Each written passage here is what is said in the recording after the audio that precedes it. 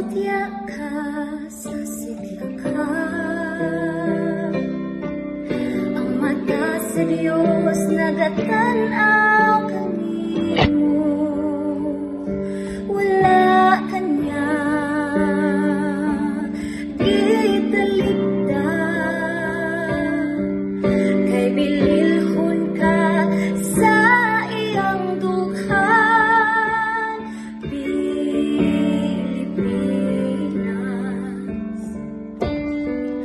ang Diyos may plano kanimo,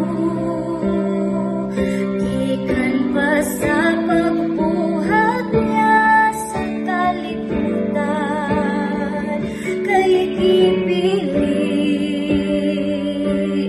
ka ng daan.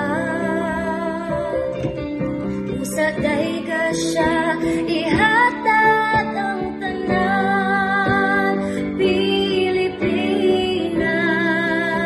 higugma ang Diyos, simbahan siya sa tibuok